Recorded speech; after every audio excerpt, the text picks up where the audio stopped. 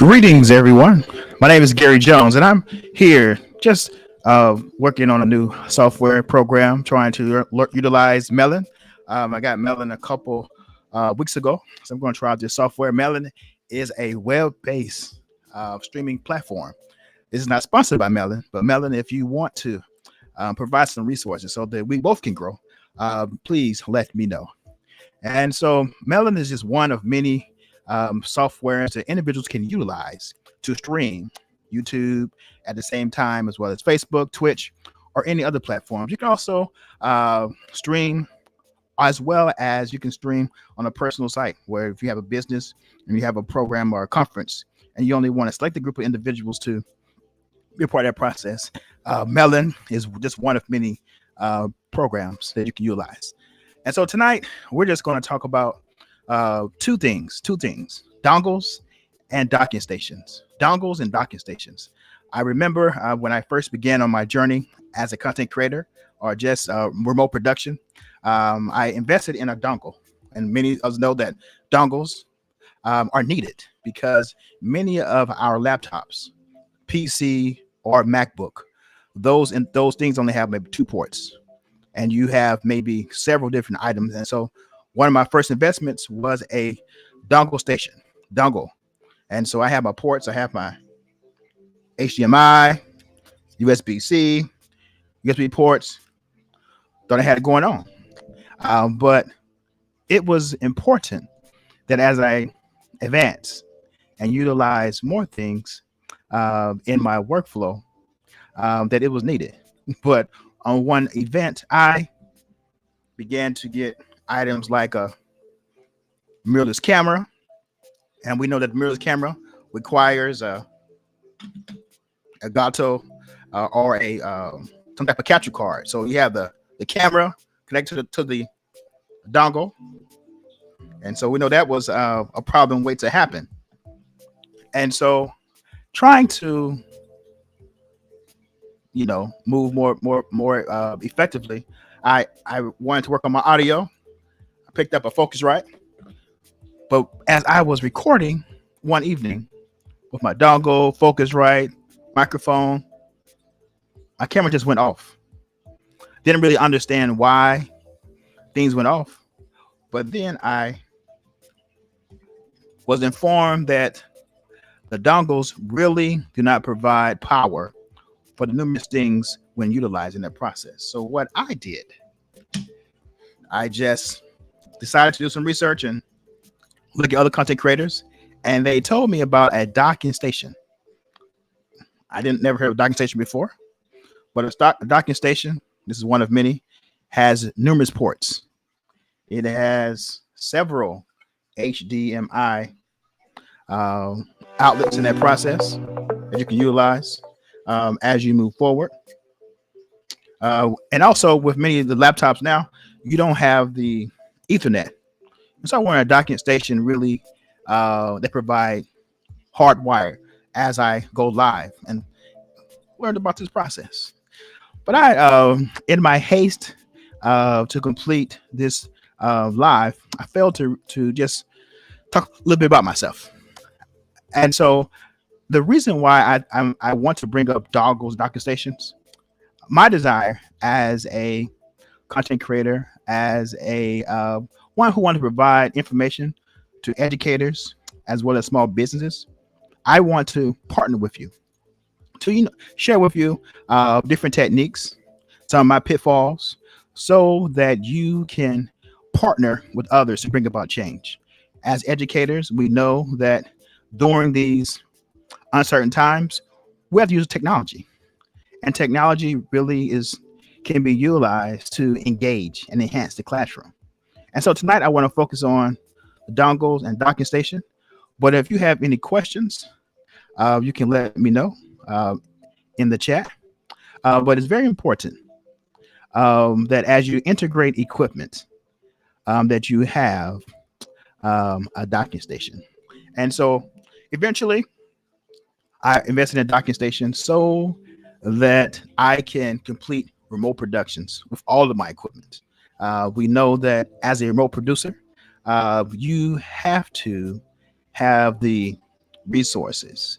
You have to have uh, the real estate, as far as the large screens. But all these things work together when you have the right equipment to connect. But initially, when I began my journey, I was just using a docking station, and so this really uh, prohibit me from using various tools like the Stream Deck. Stream Deck has to be connected to the computer, and you want to make sure that a docking station would provide additional ports. The docking station also allows you to connect headphones to it, because when you're completing interviews, you don't want a loop, what we sometimes call a um, echo, to occur on the film. But I just want to test out this software, Melon. It provides you with numerous opportunities. You can Right now I'm using a software called Ecamm as my virtual camera into it. But with Melon, you have several different scenes. You can crop in, or you can have the large scene, or you can crop in a little more in that process, um, as a single individual. But if you were to bring in guests, there are different scenes you can utilize in that process. As I look at Melon, I notice that they have numerous intros and outro videos.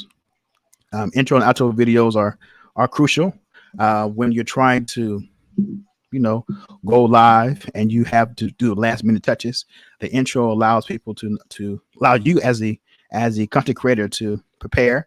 Or if, let's say that you initially tried to stream to Facebook or YouTube, and then let's say that it was disconnected during those countdown timers, you're able to basically make corrections. I remember doing one of my first productions. I was streaming for a organization going Facebook as well as to YouTube, and during that process, I noticed that we were only going live on YouTube because of the countdown timer. I was able to fix that, but if I would go live right away while the countdown timer, I wouldn't have had that gap so that I can connect um, the streaming of to YouTube and Facebook. And so I really appreciate countdown timers. And so I like try to create my countdown timers with programs such as Ecamm or other Ecamm as well as Canva. Canva is really a creative tool that I utilize to create overlays and countdown timers in that process, those various things. But Melon, this software gives you numerous options for countdown timers. Let me scroll down a little more to talk about it. If you have a green screen, you can do various backgrounds in that process. You can also, with Melon and other web-based programs, you can bring in overlays, videos in that process. And with any software, you have different plans. And so with Melon, like you get a free version, or you can pay for the 1080. The 1080, just better resolution as you stream and do various things to share your message in that process. But as we begin my journey, as we wrap things up on tonight, uh, Doggo and a docking station.